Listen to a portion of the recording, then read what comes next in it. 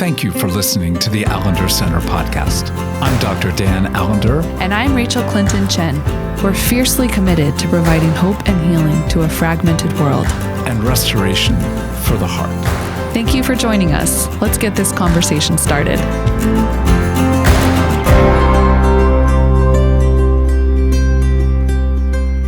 Well, Rachael, we are on the border of the high holiday for most people of the season. Not that Christmas is not more important in the incarnation, but there's something about Thanksgiving that we all love. Frankly, I think it's the dopamine high and the tryptophan effect of turkey combined. So you have a sedative, and then you have the arousal that comes through dopamine. So it's basically like speed and a downer simultaneously. But that's a little bit too much of my own past playing into this. So happy Thanksgiving to you. It's like the most strange phrase in this season, but I receive it. Thank you. Yeah, well, we want to talk about why it's one of the strange phrases. And as we engage this topic of grief and gratitude, obviously, there is no season in which we think the language of gratitude more than in this season of Thanksgiving. And yet, without a shadow of a doubt, there is no season that has been more complex for us as a nation, for us as people, coming into this period of so much grief, so much conflict, so much heartache, and a desire to indeed be grateful, because we are grateful. And yet holding both, one of the sentences you said prior to us coming on, and I'd love for you to expand on it, is there are no clean emotions. The complexity of this season does not allow us to give in to either full-fledged grief or full-fledged gratitude. There is going to be a profound admixture of both. Well, I think a lot about this, I think actually a real biblical maturity that we see all throughout the text. We certainly see it in the wisdom literature. We certainly see it in the prophets. We certainly see it in the Psalms and the songs of lament. We certainly see it in the epistles and in the way Jesus lived his life here on earth. This sense that we are to grieve with those who grieve and to rejoice with those who rejoice. And sometimes that's happening in our very body, this sense of joy and sorrow being sisters in the same home. And I think we've lost an ability, especially, I will say, I think we have a lot of spiritual toddlers in our expressions of Christianity, especially in certain aspects of some of the churches I'm most connected to. And I think that's just true of what we're called to in life in general. I think particularly in this season, how many people can say even the most joyful moments they're experiencing in the midst of COVID, in the midst of, racial justice uprising, in the midst of one of the most contentious elections we've ever had in the history of our nation, that even the moments of joy, which I hope we lean into with everything we have, are just not far. They're not enough to pull us out of the sorrow and the loss and the fear and the rage. And so I do think particularly we have a moment to be able to see what the Spirit might be revealing. And what I want to make clear, and we talked about this, is there's no silver linings when we're talking about what it means to be people of faith who express gratitude even in the midst of our suffering. And I think so often that's what actually happens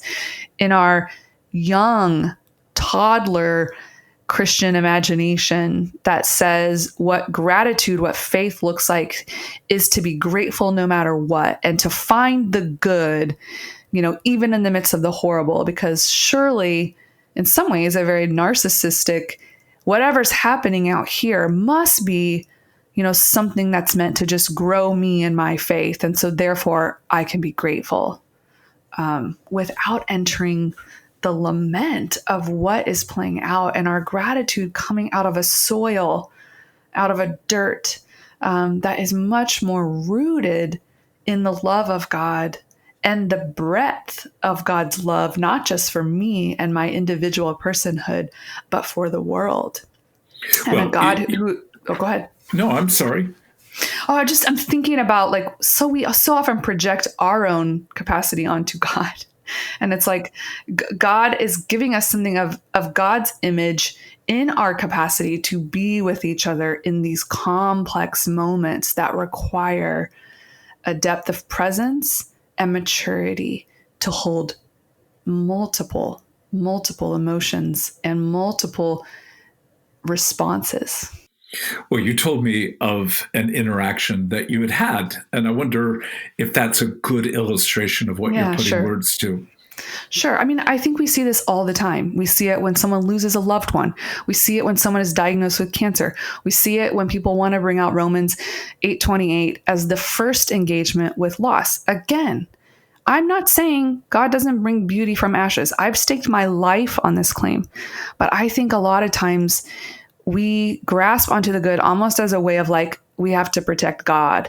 We have to project a God who, can be above any questioning of God's goodness. So I saw a friend post on Facebook this would be probably more of an acquaintance, in the middle of our COVID journey. I would say sometime this summer, that, her 8-year-old had reflected about COVID. I think God brought COVID just so that we could learn that we need to depend on God. And she was sharing this, isn't this amazing? My son's faith is so profound. And again, I want to bless that her 8-year-old is coming to understand our idolatry and our need to depend on God in a deeper way. But I also felt like you cannot name that without naming that at that juncture, over 150,000 people had lost their lives to COVID, and mostly brown and Black people. And I think we do this a lot, right?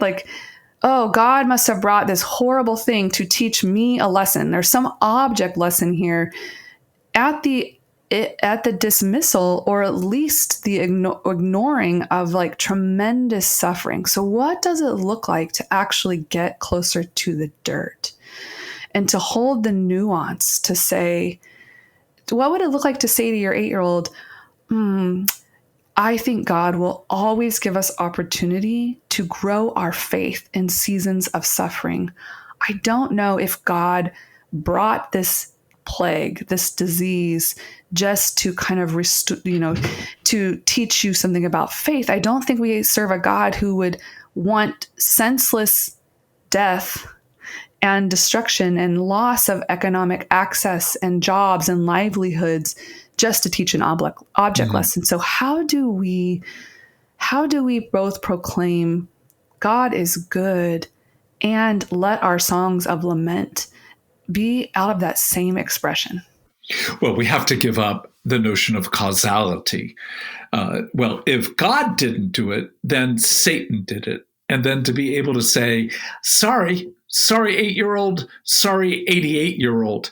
The scriptures do not give us clarity about causality of human suffering. But we do know God is not the author of sin. Therefore, God didn't bring about COVID as a result of, as I read not too long ago, because of the promiscuity in America, or because of X or Y or Z. This isn't judgment. Indeed, it could be interpreted that we live in a fallen world where all of the heartache is a form of reminder, awakening to the reality we're not home. And I come back to a category you and I have talked about quite a bit. We live in the already and not yet. And the already is glorious. We'll talk about the gratitude of the already, but we have to have space, especially as we come into this Thanksgiving, that we don't have any Christian meals, any Christians gathering, just seeing if we can name some of the silver linings of this season. It is a betrayal of indeed true gratitude if we have to escape the reality of what has been evoked and provoked in this season. Exactly. And I again, we have a rich biblical witness to songs of praise that are held in the same breath as songs of lament. Most of the lament songs include and hold space for gratitude, even in the midst of naming utter horror. Now, some don't, and there's a place for that too, right? Like, I don't think God demands that our lament immediately turn to gratitude, but it's rare to see gratitude come that is not grounded in the dirt of life. Well, and I was chatting with you about Psalm 77, which for me, as I go into this particular Thanksgiving period, is very much in my mind. Again, it begins with, I cried out to God for help. I cried out to God to hear me. When I was in distress, I sought the Lord. At night, I stretched out my untiring hands, and I would not be comforted.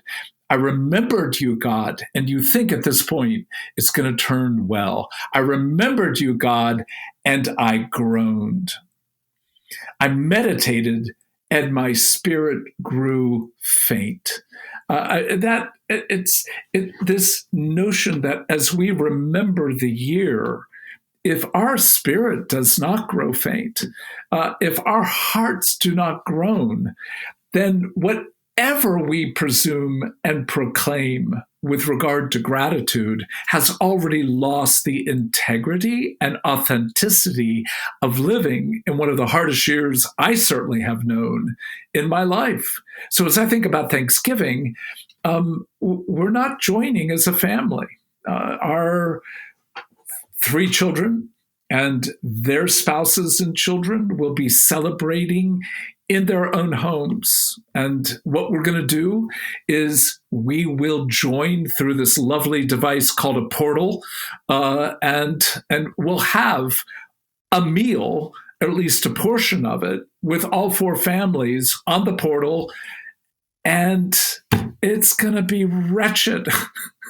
And I'm grateful that we have this technology and the ability to actually see one another and bless one another and grieve with one another and celebrate with one another.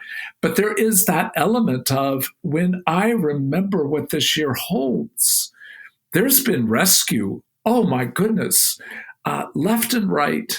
And then there's been this sense of horror for myself, for my family, for my friends, for our organization, for our country. And how do we hold both together?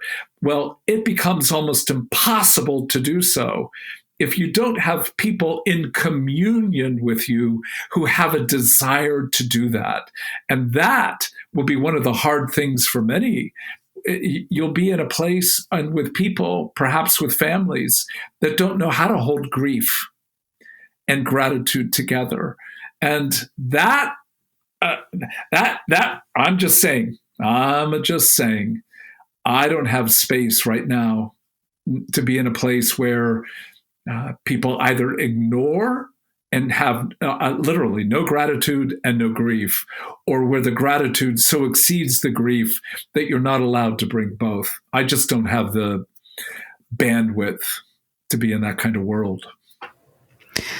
Yeah, and I just feel like at every turn this year, even in the places again where I feel like rescue has come and where I feel like I'm able to enter. I mean, this is my first year of marriage. This is my first year of growing into the role and the privilege of being a stepmother. So again, there has been like there are moments where the dissonance is so profound, like where I'm looking at, like in my home, at what I get to do and the people I get to love, and there was such deprivation for so long. So in some ways this is a feast year for me. um and I don't want to lose that, but it has also come with the sense of like, we didn't get to go on a honeymoon. We didn't. We're having to deal with trauma in our formative year of attachment as a family. And I think we're navigating that really tremendously. And I do think that is a testament to God and God's provision. And there is loss and there is sadness, and we know this is going to impact our kids for years to come, and we don't know how. And so I will be seeing some of my family at Thanksgiving, but not in the way we normally would. And so even the delight of getting to see people I have not seen in many months. I've never gone longer than 6 months without seeing my immediate family, and it has now been 11 and almost a year. And so it will be so good to see each other, and yet like masks and not getting to touch and not getting to see my full Italian family, because we made really good decisions to say, we've got to keep this really contained.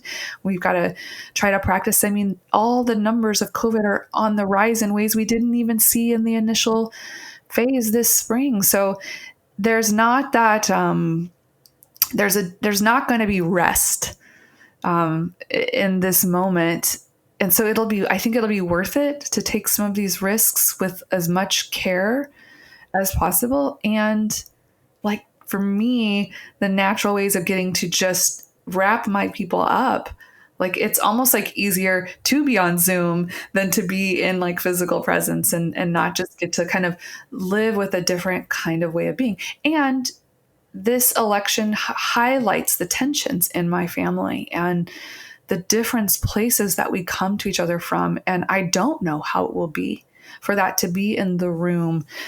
I think the way we've mostly dealt with it is, let's just not talk about it because that's safer and that's actually better for everyone. But it's still palpable. It's still felt. And so that brings a kind of despair and grief to me. And yet I will be so grateful to be in the midst of people I love fiercely. Well, what are you calling for your own heart, and for us, for me, with regard to how do we create space? How do we give space? How do we open space? I really don't know the best verb here. How do we open space in our body to hold both grief and gratitude? How will you do that? Oh, I will tell you, I think it is a very defiant stance against the kingdom of darkness. I think it takes a kind of defiance to say, I'm not going to live in a fantasy world that actually cuts off my capacity to love well. But I'm also going to find a groaning that is telling the truth, but not give my heart over to despair, where the grief eclipses the joy. So I think it actually takes a lot of intentionality, and it takes rituals. And we've talked about rituals on here before, because I think it actually takes communal rituals. It takes a sense of, you know what, this may not be the way we most long for. And yet, how can we grieve and enter grief together so that we can find what could be? Because I think what a lot of people will do going into this holiday season is just try to grasp into, familiar old rhythms and pretend. Just try to pretend, like either we'll need to pretend or we'll need to just shut off altogether. And so I think we have to find that defiant middle ground that says, we're going to take a stand against thievery. We're going to take a stand against death, but not at the denial of it. We'll make space for sorrow together. I mean, a friend said to me the other day, one thing you have to keep looking at is you are not alone. You don't navigate these waters alone. And so I love you saying, if we can find the people who can bear this reality, there is a sense of being together that brings a kind of life and actually intensifies the joy, intensifies the gratitude, and brings life in the midst of a defiance that can at the same time say, when we don't know how to pray, the groaning spirit groans with language too deep for words. And we can trust that God is working for the good. So we will look for the true good of God. That's not a silver lining. That's more like resuscitation. We will look for the good of God that births life in dead places.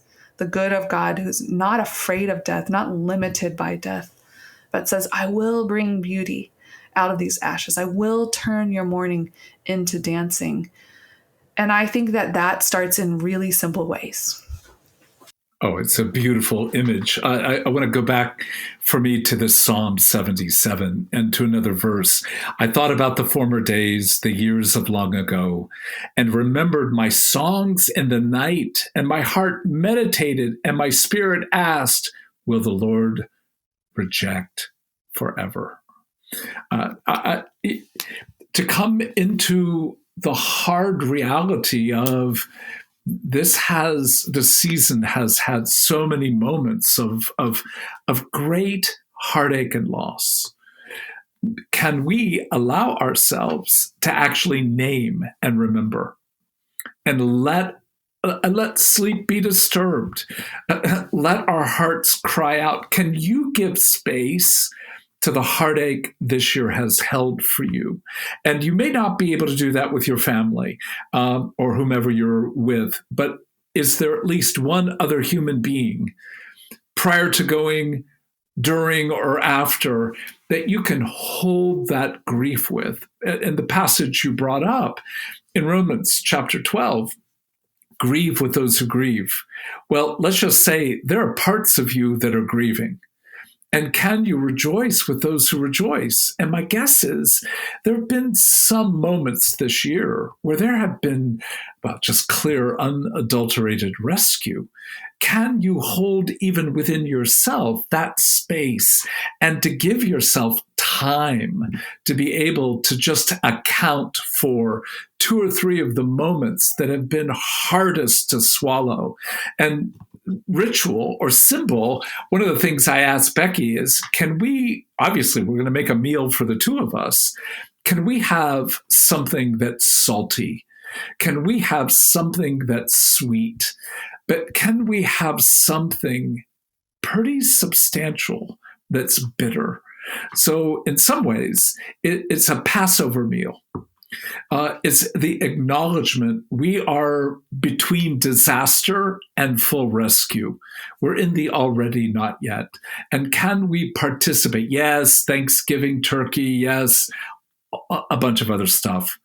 But can we mark it so that in our own duality, the 2 of us alone without our family, can we taste the reality of this year?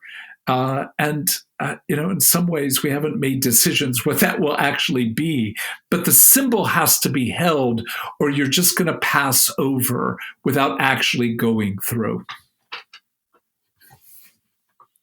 And the question of, how do you want your own heart, and perhaps your family, if they have the capacity, to enter into grief and enter into gratitude?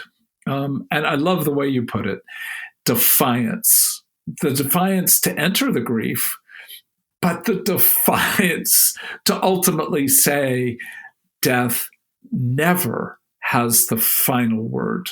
And so in that sense, we are participating in what the movement of this psalm comes to, and that is the acknowledgement of the thunder, the lightning, the roiling of the waters. It's an image of Exodus, and that's rescue.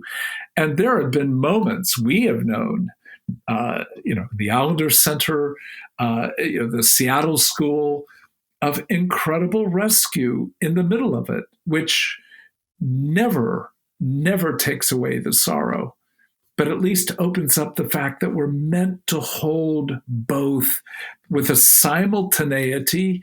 And because I'm right-handed, I'm going to say, but in my stronger hand, I'm going to hold the gratitude that we get to play together.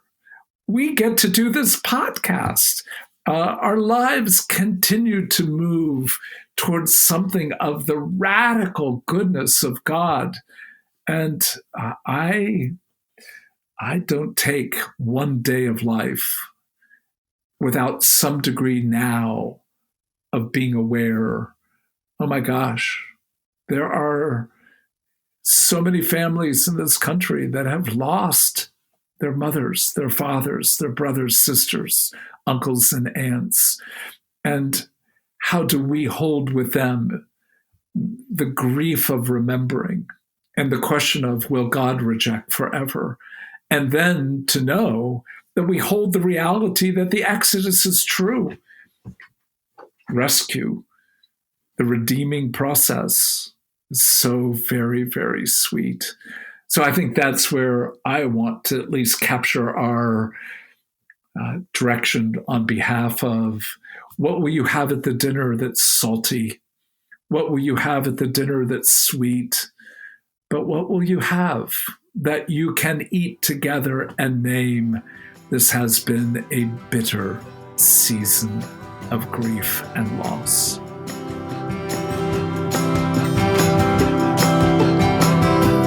The Allender Center podcast is produced by the Seattle School of Theology and Psychology.